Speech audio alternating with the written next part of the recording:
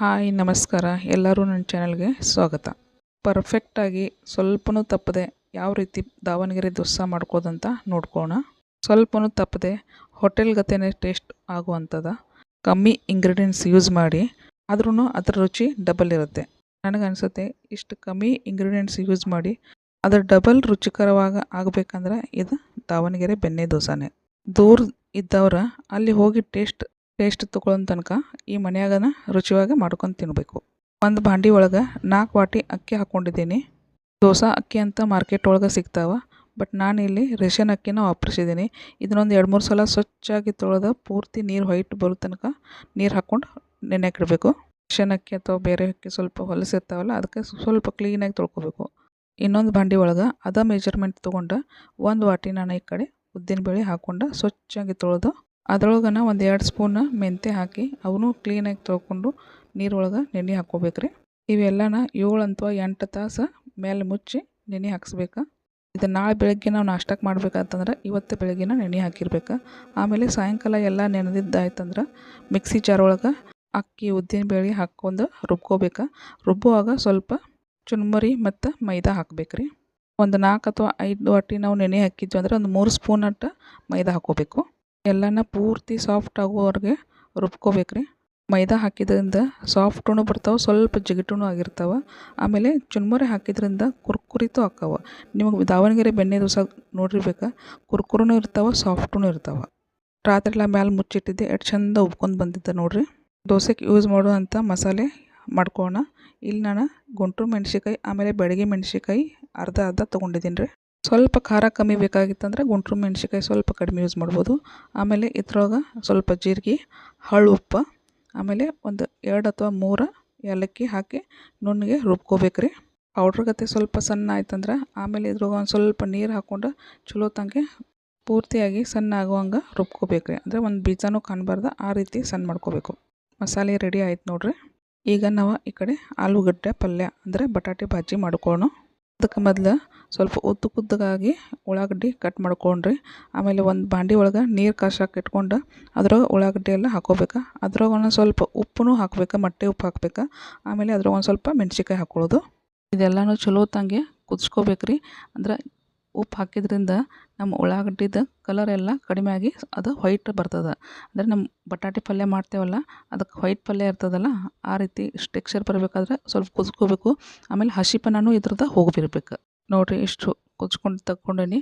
ಆಮೇಲೆ ಪಲ್ಯ ಒಳಗೆ ನಮ್ದು ಉಳ್ಳಾಗಡ್ಡಿ ಹಾಕಿರ್ತೇವಲ್ಲ, ಸ್ವಲ್ಪ ಬಾಯಾಗ ಕುರು ಸೌಂಡ್ ಬರ್ಬೇಕು. ಅದರಿಂದ ಟೇಸ್ಟೂ ಚಲೋ ಅನಿಸ್ತದೆ. ಮೆಣಸಿಕಾಯಿ ಜಸ್ಟ್ ಫ್ಲೇವರ್ಕಂತ ಹಾಕಿದ್ದು ನಾನು. ನೀವು ಬೇಕಂದ್ರೆ ಅದ್ರೊಳಗೆ ಹಾಕೋಬೋದು, ಇಲ್ಲ ಅಂತಂದ್ರೆ ಸೈಡ್ ಇಡಬೇಕು. ಬಟಾಟೆ ಕುದಿಸ್ಕೊಂಡಿದ್ದೀನಿ ರೀ. ಬಿಸಿ ಬಟಾಟೆ ಇದಾವೆ ಅಂತೇಳಿ ಫೋರ್ಕ್ನ ಬಟಾಟೆ ಹಾಕಿ ಒಂದು ಕೈಲೇ ಹಿಡ್ಕೊಂಡು ಇನ್ನೊಂದು ಕೈಲೇ ಅದ್ರ ಸೊಪ್ಪಿ ಸುಲ್ಕೋತಾ ಇದ್ದೀನಿ ನಾನು. ಬಿಸಿ ಬಟಾಟೆ ಒಳಗೆ ಗಾರ್ ನೀರು ಹಾಕಿತ್ತಂದ್ರೆ ಅದ್ರದ್ದು ಕುದ್ದಿದ್ದೆಲ್ಲ ಸಾಫ್ಟ್ ಆಗಿರ್ತಾವಲ್ಲ, ಅದು ಮತ್ತು ಸ್ವಲ್ಪ ಗಟ್ಟಿ ಆಗೋ ಚಾನ್ಸ್ ಇರ್ತಾವೆ. ನಮ್ಮ ಕಡೆ ಎಲ್ಲ ಕಬ್ಬೆರ್ದಂಗೆ ಆಗ್ತಾವಂತ ಅಂತಾರೆ.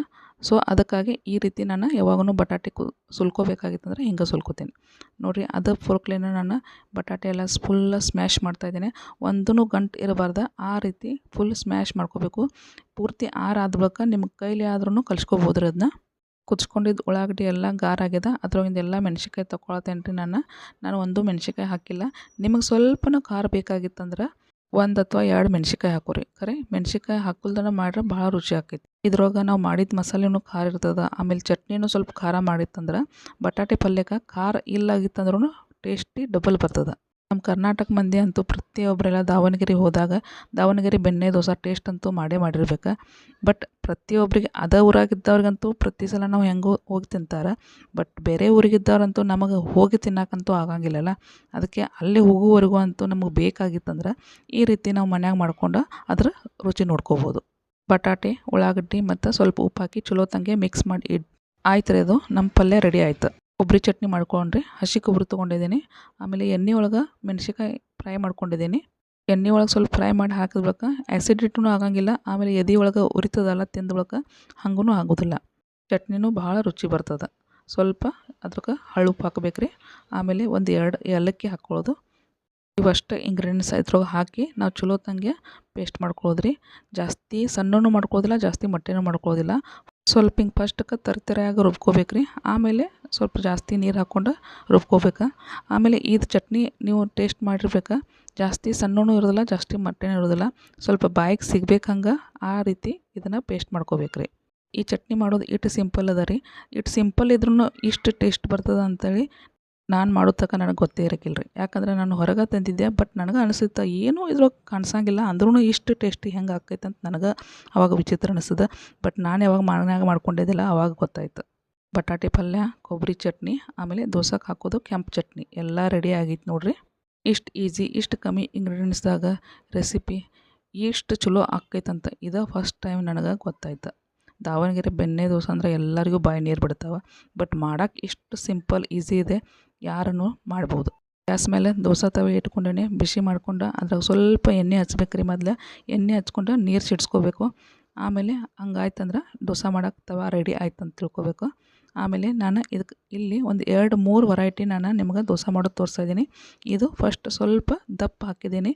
ಅದಕ್ಕೆ ನಾನು ಮಾಡಿದ ಚಟ್ನಿ ಹಚ್ಚಿ ಸ್ವಲ್ಪ ಜಾಸ್ತಿನ ಬೆಣ್ಣೆ ಹಚ್ಚಿ ಇದು ಮಾಡ್ಕೊಂಡೀನಿ. ಆಮೇಲೆ ಇದನ್ನು ಸ್ವಲ್ಪ ತಿಳುವಾಗಿ ನಾನು ಹಾಕ್ಕೊಂಡಿದ್ದೀನಿ. ಯಾಕಂದ್ರೆ ಅಲ್ಲಿ ತಿನ್ನಕ್ಕೆ ನಾವು ಹೋಗಿರ್ತೇವಲ್ಲ, ಅಲ್ಲೂ ವೆರೈಟಿ ಮಾಡಿರ್ತಾರೆ. ಅದಕ್ಕೆ ನಾನು ಮನ್ಯಾಗೂ ವೆರೈಟಿ ಟ್ರೈ ಮಾಡ್ಬೇಕಂತೇಳಿ ಪ್ರತಿಯೊಂದೆಲ್ಲ ಬೇರೆ ಬೇರೆನೇ ಟ್ರೈ ಮಾಡೀನಿ. ಒಂದು ಪ್ಲೇನ್ ಮಾಡಿದ್ನಿ, ಒಂದು ಮಸಾಲೆ ಹಚ್ಚಿ ಮಾಡಿದ್ನಿ, ಒಂದು ತಿಳು ಮಾಡಿದ್ನಿ, ಒಂದು ಮಸ್ತ್ ಕುರ್ಕುರಿತ ಆಮೇಲೆ ಮೇಲೆ ಸಾಫ್ಟ್ ಬರ್ಬೇಕಂದ ಆ ಥರನೂ ಮಾಡಿದ್ದೀನಿ. ನೋಡಿರಿ, ಪ್ರತಿಯೊಂದು ಟೇಸ್ಟ್ ನಾನು ಮಾಡಿದ್ದೀನಿ.